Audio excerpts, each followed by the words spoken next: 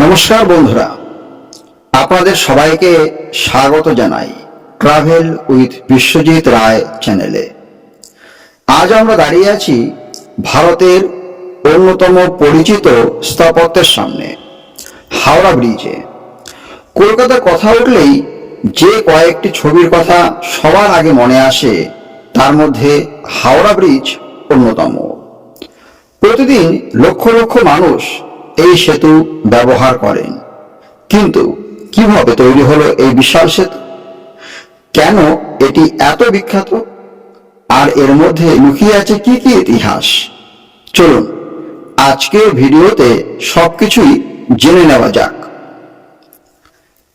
বর্তমান হাওড়া ব্রিজের আগে এখানে একটি ভাসমান সেতু ছিল, কিন্তু সময়ের সঙ্গে সঙ্গে কলকাতা ও হাওড়ার মধ্যে যাতায়াত এত বেড়ে যায় যে একটি শক্তিশালী স্থায়ী সেতুর প্রয়োজন দেখা দেয়।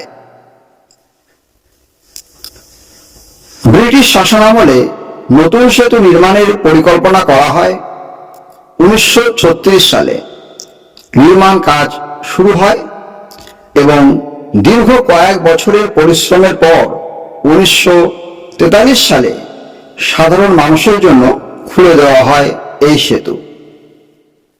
দ্বিতীয় বিশ্বযুদ্ধ চলাকালীন সময়ে এই সেতু নির্মাণ সম্পন্ন হয়, যা সেই সময় ছিল একটি বিশাল প্রকৌশল কৃতিত্ব। হাওড়া ব্রিজের সবচেয়ে বড় বৈশিষ্ট্য হল এটি একটি ক্যান্টিলিভার ব্রিজ, অর্থাৎ নদীর মাঝখানে কোনো স্তম্ভ বা কোনো পিলার নেই। গঙ্গার বুকে কোনো পিলার ছাড়াই এত বড় সেতু নির্মাণ করা সেই সময় ছিল অত্যন্ত চ্যালেঞ্জিং কাজ। প্রায় 26,000 টনেরও বেশি উচ্চমানের ইস্পাত ব্যবহার করা হয়েছিল এই সেতু তৈরিতে। সেতুটির দৈর্ঘ্য প্রায় 705 মিটার এবং প্রস্থ প্রায় 71 ফুট। আজও বিশ্বের অন্যতম বৃহৎ ক্যান্টিলিভার সেতু হিসাবে হাওড়া ব্রিজের নাম উল্লেখ করা হয়। হাওড়া ব্রিজ শুধু একটি সেতু নয়, এটি কলকাতার প্রাণশক্তির প্রতীক। প্রতিদিন অসংখ্য মানুষ কর্মস্থল, ব্যবসা, শিক্ষা এবং বিভিন্ন প্রয়োজনে এই সেতু পারাপার করেন। হাওড়া স্টেশন থেকে বেরোলেই এই সেতুর বিশাল পরিকাঠামো চোখে পড়ে। কলকাতায় আগত বহু পর্যটকের কাছেই এটাই শহরের প্রথম পরিচয়। জানেন কি, হাওড়া ব্রিজে কোনো নাটবল্টু ব্যবহার না করে বহু অংশ বিশেষ পদ্ধতিতে জোড়া লাগানো হয়েছিল। অনেক জনপ্রিয় বাংলা, হিন্দি সিনেমার শুটিং হয়েছে এই সেতুকে কেন্দ্র করে। 1965 সালে বিশ্বকবি রবীন্দ্রনাথ ট্যাগর এর স্মৃতির উদ্দেশ্যে হাওড়া ব্রিজের সরকারি নাম রাখা হয় রবীন্দ্র সেতু। তবে সাধারণ মানুষের কাছে এটি এখনো হাওড়া ব্রিজ নামেই বেশি পরিচিত।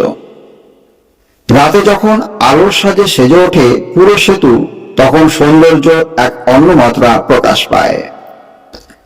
আপনি যদি কলকাতা ভ্রমণে আসেন, তাহলে হাওড়া ব্রিজ অবশ্যই দেখবেন। সূর্যোদয় কিংবা সূর্যাস্তের সময় গঙ্গার ধারে দাঁড়িয়ে এই সেতুর দৃশ্য অসাধারণ লাগে। বন্ধুরা, এই ছিল ভারতের গর্ব হাওড়া ব্রিজের ইতিহাস, স্থাপত্য এবং কিছু অজানা তথ্য। ভিডিওটি যদি ভালো লেগে থাকে তাহলে একটি লাইক করুন, বন্ধুদের সঙ্গে শেয়ার করুন এবং ট্রাভেল উইথ বিশ্বজিৎ রায় চ্যানেলটি সাবস্ক্রাইব করতে ভুলবেন না। আপনাদের ভালোবাসাই আমাকে নতুন নতুন জায়গা আপনাদের সামনে তুলে ধরতে অনুপ্রাণিত করে। দেখা হবে পরবর্তী ভিডিওতে। নমস্কার।